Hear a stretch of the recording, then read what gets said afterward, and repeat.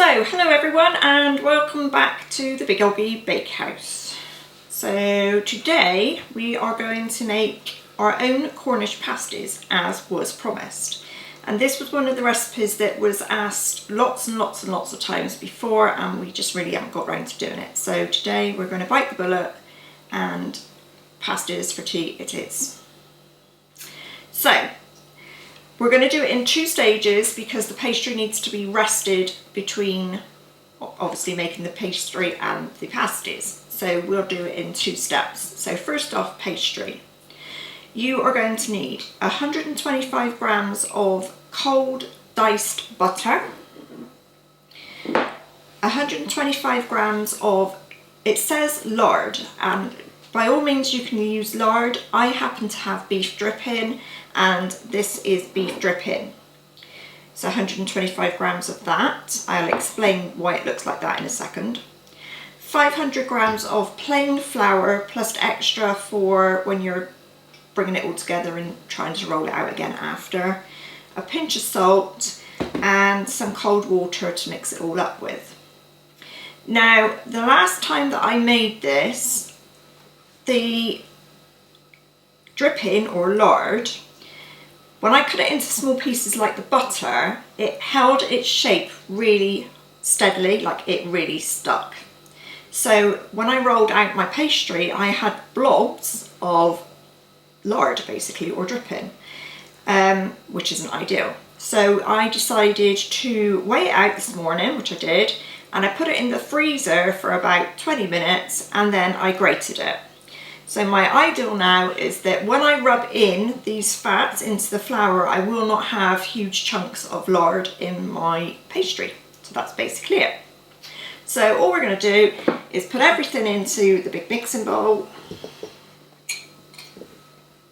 All you do is you make breadcrumbs.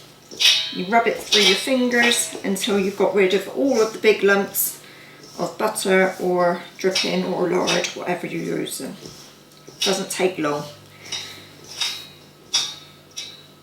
Okay, so that's basically done. Takes probably less than 5 minutes, I'd say. And the next thing we are going to do is to add water. Now the recipe says it's going to be about 6 tablespoons. Personally, when I'm making pastry, I never ever go by the recipe because you just don't know. Some flours absorb more than others and some doesn't. And if you get it too wet, then you've got a problem because you need to start adding extra flour and then the butter ratio is not good. So I usually take a strong knife, like a butter knife, and I will pour a little bit in and literally mix it with the knife in sort of like a cutting motion.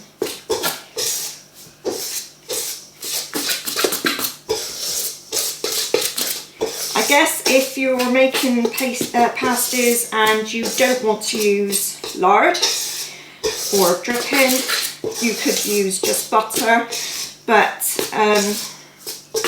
the lard gives it a shorter texture. So this is a short crust pastry, but it's got a slight flake to it as well.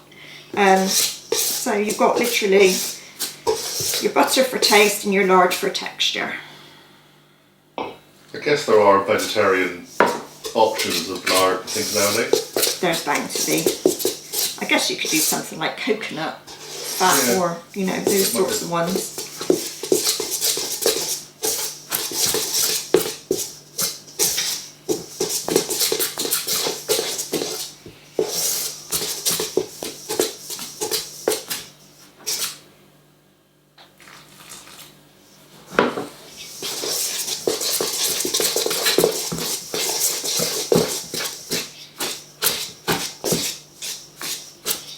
You can feel it start coming together.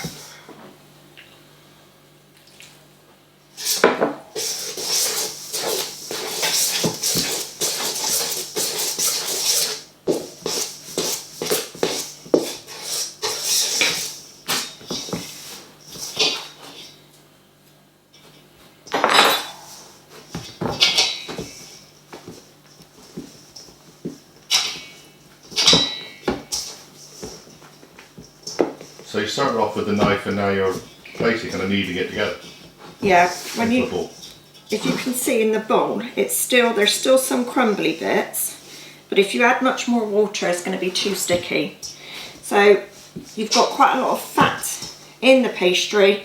If you start working it with your hands, it starts to get warm, and so it will come together a lot easier. When I was at school, when I learned to make pastry, like the very first time, if you like, the teacher told us that when you make pastry, you should have a clean bowl at the end of it, like that.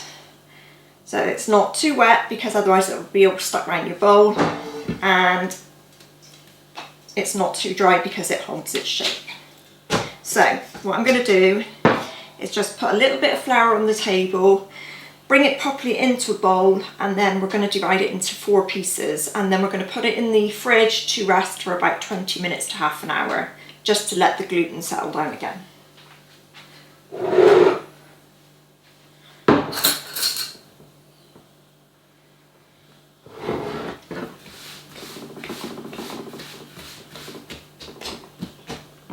So we need sort of 4, try and get it as even as you can, although I always inevitably end up with 3 larger pieces and 1 small one for some reason. Is that because you're small and you eat small pasties? These pieces of dough should be enough when you roll them out to make a 23-inch circle. We shall see. And you use a plate to try and do that. Can I have my bowl back, please, John? You can now. Thank you. They were just in the way of your delicate art of putting pastry into a lump, into a cannonball.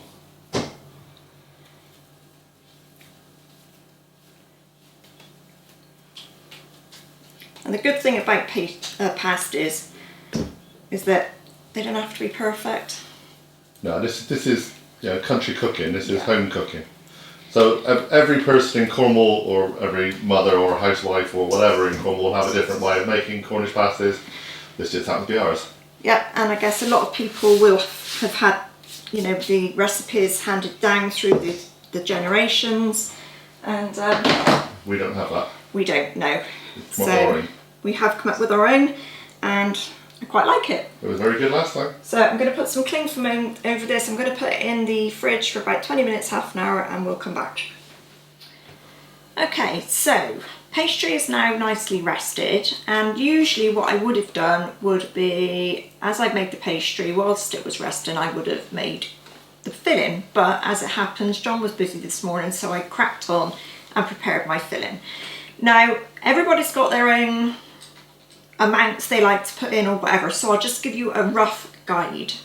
So for this amount of pastry, you are looking at around about, well, it's 350 grams of skirt. Most people prefer skirt in their pasties. It's a nice lean cut, and you cut it across the grain and it stays nice and tender. Obviously it's beef. I cut mine into pieces about this big. Now the reason I do that is because a lot of pasties that you buy in the shops, I think people put the filling in separately, so they'll put potato on the bottom, a bit of onion on the top, then some turnip or swede, and then you end up with big lumps of meat along the top of it. You're not keen on that big long line of meat, are you? I don't like that solid lump of meat. So when I make pasties, I put it all into a big bowl, I mix it all through so it's all completely mixed, and then I fill my pasties with that. So here I've got 500 grams of beef skirt, swede or turnip, depending on what you want to call it. This is approximately 200 grams. And again, very small pieces. You need to try and make sure that things are more or less the same size. Yeah, don't confuse this with the little white swede you can buy. Little white turnip. They're not. It's not a white turnip. This is what most people would know as a swede, but down here it's known as a turnip for some reason. You need a large onion, preferably white. I think red ones would go a bit funny. Again, finely sliced. And this is supposed to be 2 medium potatoes, but I only had small potatoes, so I did 4 small ones. I think there's a lot in there. Yeah. Okay. But I've got a lot of meat as well, so probably what I'll do is I'll mix a whole lot together, and if I've got leftover filling, I'll make some more pastry tomorrow and I'll put some in the freezer. It's a country recipe, everything's done by hand. So one thing that is key in a lot of Cornish pasty recipes is pepper. And personally, I don't like pepper. So I don't put it in, quite frankly. We even, if we go to a shop, we ask them to make us ones. We have had shop bought pasties, and we have got to know the owners of such shops, and they've been wonderful and made me pasties with no pepper. That is the main spice in Cornish pasties. And obviously you're going to need a bit of salt. So in goes the potatoes. The easiest way to think about when you are preparing this veg is I cut all of my vegetables into chips, like potato chips, not great big fat chunky ones, just normal size, sort of thick as your finger chips, and then cut them into small little dices after that. That's the easiest way to describe it. In goes the swede, and obviously if you want more swede, add it. If you don't, don't. Onions.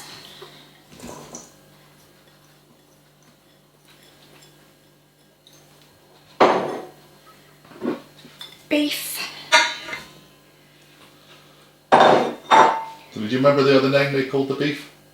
We went to a butcher's. We tried to get some beef skirt in a supermarket, and they said that they didn't sell it on the butchery department anymore. It was pre-packed, and to buy it pre-packed we had to buy something called bavette. And now the butcher told me that it was exactly the same, but I suspect bavette was significantly more expensive than beef skirt. Yes. Actually, we ended up going to our local butcher, which was much better. We just happened to be near a supermarket. And that 500 grams of beef skirt cost me about £5.30. Yeah, but we went to a specialist butcher, so it could be a bit cheaper. But when you think about it, you're going to feed 4 of you with a nice, really big size pasty. You know, £5 for 4 of you is not bad. No, they're going to be handsome by the time they finish. They're not exactly small. Now, one thing. Do not put carrot or peas or any other weird things into your pasties, because that is not a Cornish pasty. You can add them and call them whatever the hell else you want to call them, but they won't be Cornish, okay? But, yeah, go on, there's your but. But, for me, I add a little something extra. This is my own personal preference, and I just add 2 OXO cubes, which I just crumble over the ingredients. It has to be OXO because I usually use Knorr stock cubes for most other things, but Knorr won't crumble. Do you think it's because you don't put the pepper in that you want a little bit more oomph in the seasoning, therefore this works? I just find that it makes it a bit beefier. Yeah. And when you're cooking and all the juices are running, it sort of melts into the stock cube, and it's all just Marmite yummy. I was going to say, it's a bit Marmitey. When you get these pasties out of the oven and even when they're cool, you'll find on the base of them they are quite kind of brown and slightly sticky. Is that Marmitey kind of thing going on? Umami flavour, I think they would call it in the restaurants. Umami. Yeah. But you get that in a lot of pasties whenever you buy them. It's just what happens. So looking at my mix, I would say I've overdone it with potato. But then I've seen plenty of potato heavily based pasties around. It's just, again, it's a different mix for different places. And the good thing about filling it up yourself is you can sort of take a bit of this out and a bit of that out. You can sort of feel where all your meat is in your bowl. So that's what your meat is going to look like. And now comes the bit where we have to adjourn to the other side of the room to start rolling out dough. Okay, so 1 lump of dough, nicely chilled down. Try and keep it sort of circular. Squidge it out a bit, and then you're going to roll it.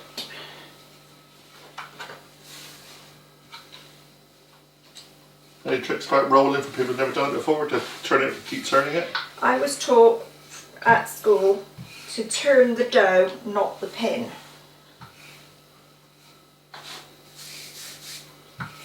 So instead of trying to do it like that, This comes out a very strange shape. keep it straight and just keep turning the dough.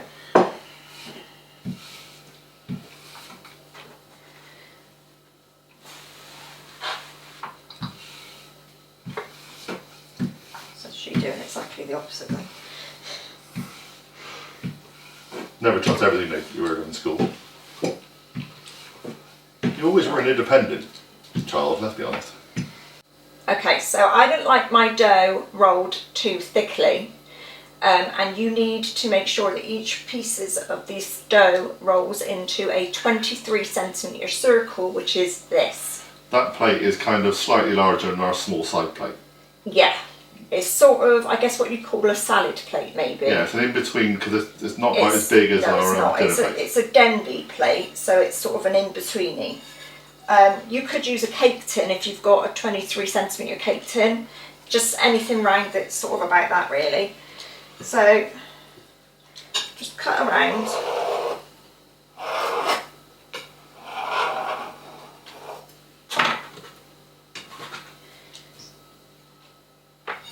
There we go. Now, I am not the best at crimping. So this is my way of doing things. You will develop your own way, and I've no doubt that my own crimping will get better with practice, but you can't be scared of it. So you get a good wad of filling.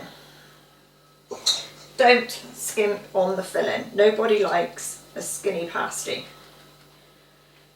Okay, now it might look like I'm putting a lot in, but it will work, trust me. Okay, probably about that much. Then what you're going to do is take this end and flip it over that end. So you need to sort of tuck it under and match them up. And then what I do is I just squeeze all the way around while I'm tucking in my filling. Like that. Okay. Now it's not perfect, there's some little gaps where they're splitting and whatever, but it really doesn't matter. And then the next thing is I turn it slightly to me, so half away. And then the ideal with crimping is that you pick up a piece and you turn it over and push it in. So like that. Like I said, I am no good at crimping, but you get the idea.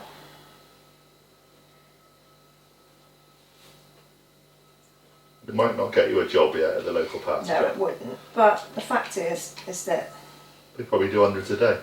they do, and the next one will be better. Again, it's one of those things that... A bit like when you make pancakes. First one's a little bit Always a iffy, bit second iffy. one gets better. Yeah. So you end up with a really good sized pasty, as you can see. And then you need to cut a little steam hole in it. Brush it over with egg wash, and into the oven it goes. So Proper job.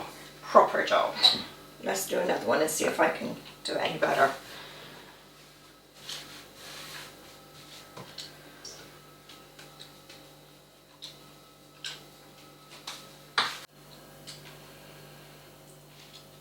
Tuck it under, or in as you go over rather.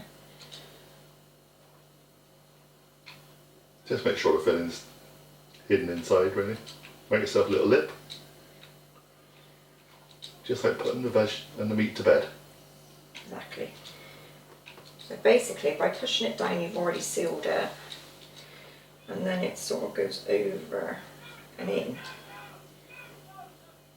Now maybe mine is rubbish because I put too much filling in, but I'd rather have too much filling in a crap crimp than a really big fancy crimp and no filling, wouldn't you? Exactly. No, it's not so bad. And basically you continue with that until you've used all your pastry and hopefully all your filling, and if not all your filling, then save some and make some more pastry and carry on. Okay, so I've done my pasties. I'm just going to glaze them with an egg wash and then they're going to go in the oven. Now ours is a fan oven and so they go in at 200 degrees Celsius for 10 minutes and then you lower the temperature to 160 and they stay in for another 45 minutes. So all in all they're going to be in for 55 minutes and then they will be all cooked and perfect. So this is the finished product. I actually managed to get 5 out of the mix, but I can't get more on my rack at the minute. So they've just come out. I suggest that you wouldn't try eating them for probably a good 15 minutes because they do get extremely hot. I'd say longer. Yeah, Yeah. but it smells lush in here, and that's our pasties. So I hope you enjoyed it. If anybody has got any requests, just drop us a line and I'll give it a go. Have fun everybody. See you all again soon. Bye for now.